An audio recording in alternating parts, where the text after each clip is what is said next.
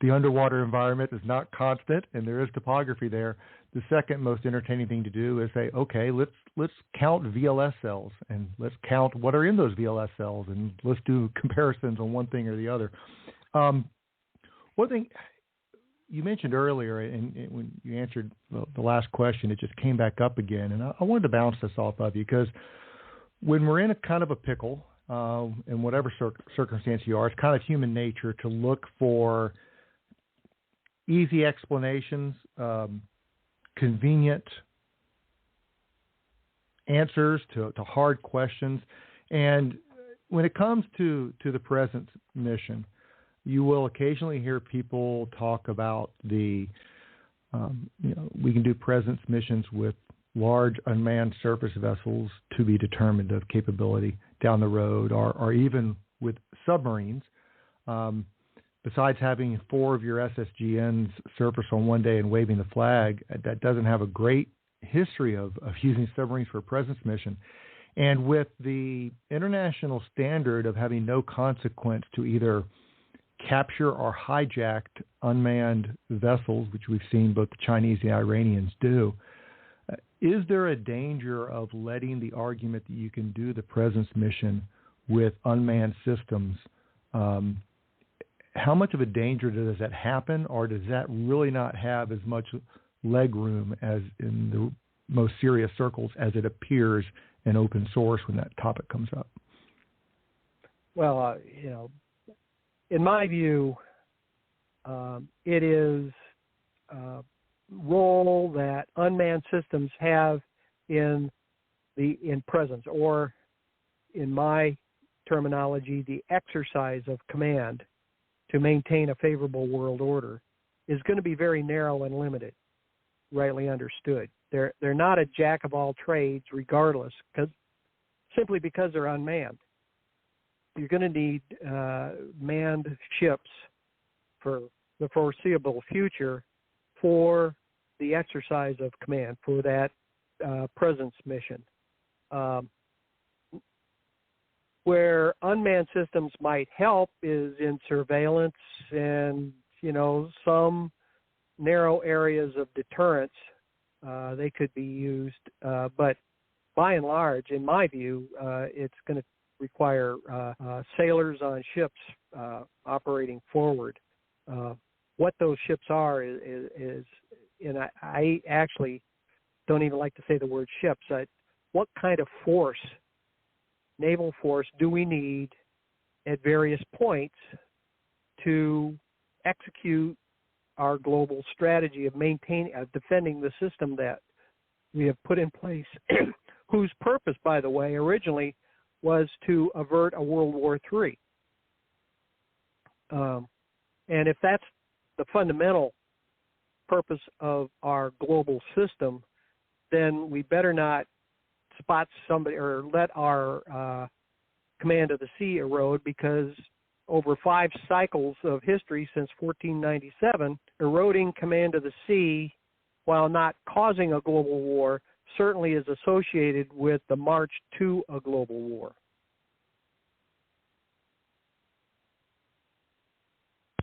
I've been listening to I'm late to this book, obviously, but it's a book called New Rules of War by Sean McFate.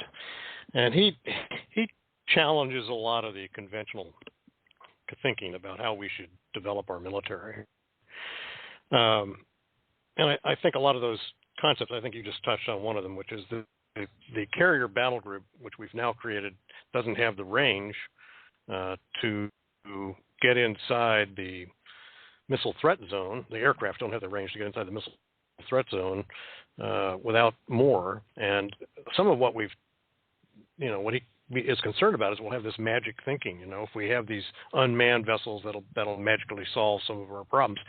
Are you familiar with his work, and do you have any thoughts on the kind of? I think you wisely use the word force instead of ships.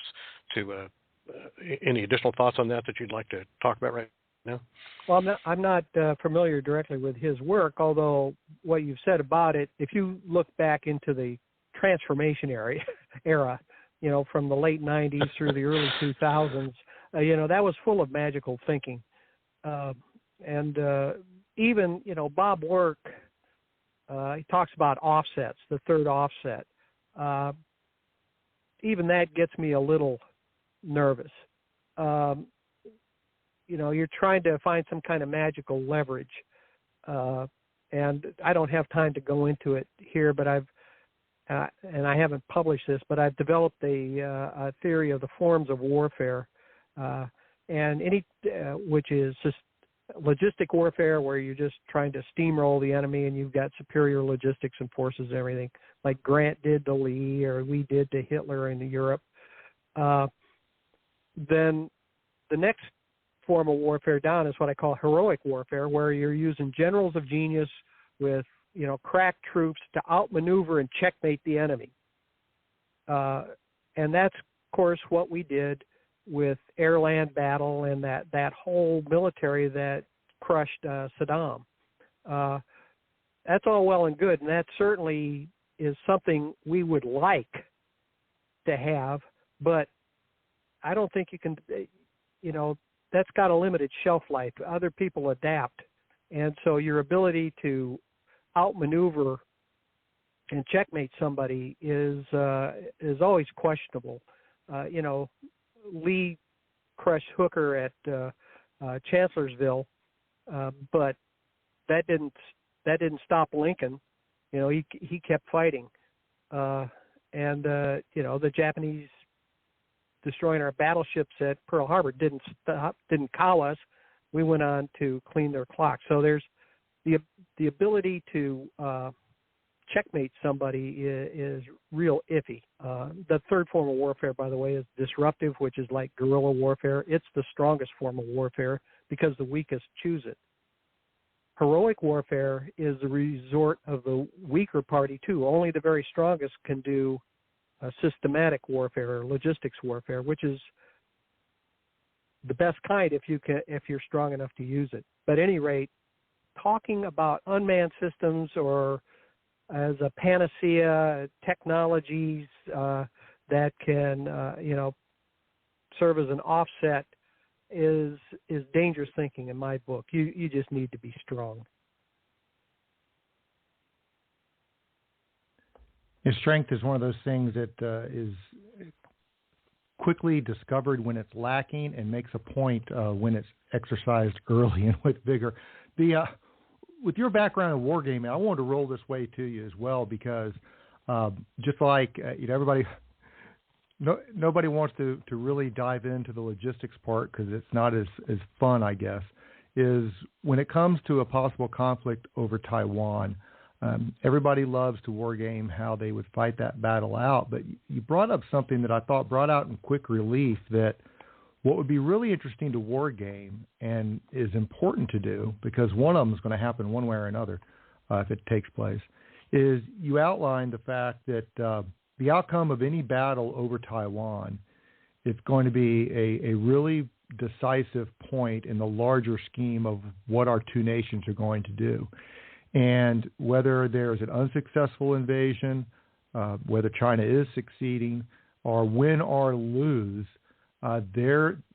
what's happening afterwards is going to have huge implications. Outline, real fast your thoughts on the after conflict part of an unsuccessful, a successful, or either way of a conflict over Taiwan. Well, let's start with unsuccessful. I think it's. I had an interesting discussion a number of years ago with a PLA colonel, a guy named Wan Bao Sung, very smart, cool guy, and we were talking about network-centric warfare and this, that, and the other thing. Well, we finally got around to Taiwan, and he made the statement. He tried to argue by analogy, if Alaska seceded, wouldn't you use force to bring it back in? And that was a bad analogy. I said I used Puerto Rico. They routinely vote on whether to be independent or not. We'd say good riddance to you. But he then said, if the Chinese Communist Party does not succeed in recovering Taiwan, China will fall apart. because our legitimacy is based on our promise to fully and finally reunite China. Now, there's holes in that, but if he's right, I don't know if he was firing for effect, using information warfare or whatever, but let's take it at face value. An unsuccessful invasion of Taiwan could at least bring down the Xi or whoever's the president at the time and is replaced by some other element within the Chinese Communist Party leadership that says, well, it wasn't our idea, and they back off. And that might happen, or China might fall apart. I don't know. But certainly an unsuccessful invasion probably constitutes an existential problem for whoever's leading it and whoever pressed the go button. What if they're successful? My fear is that if they are successful and the U.S. is unable or doesn't try to stop it, our credibility as a world leader starts falling apart.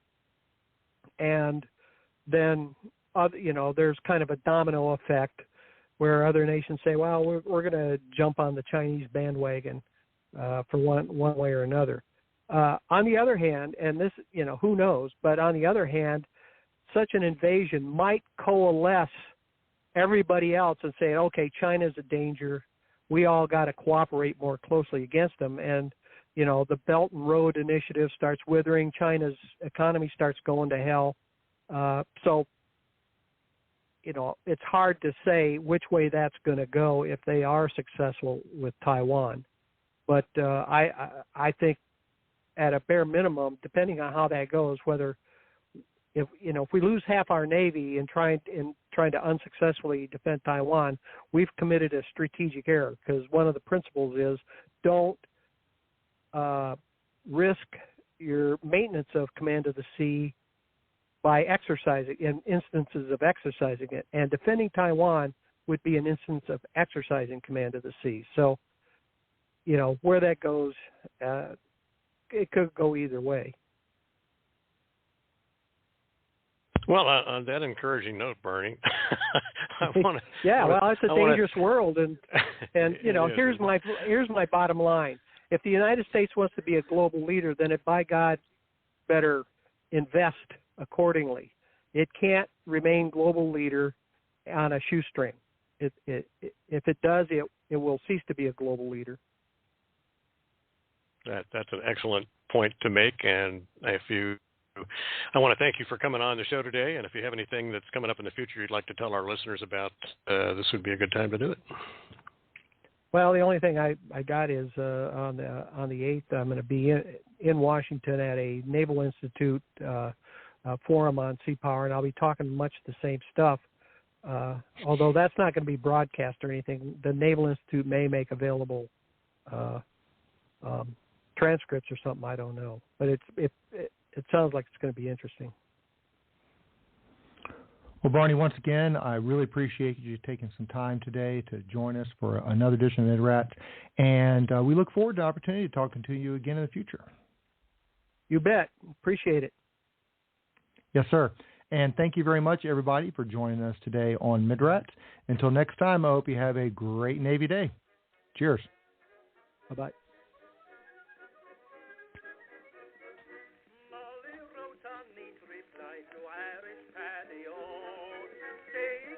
Maloney wants to marry me, and so leave the Strand and Piccadilly, or you'll be to blame for love.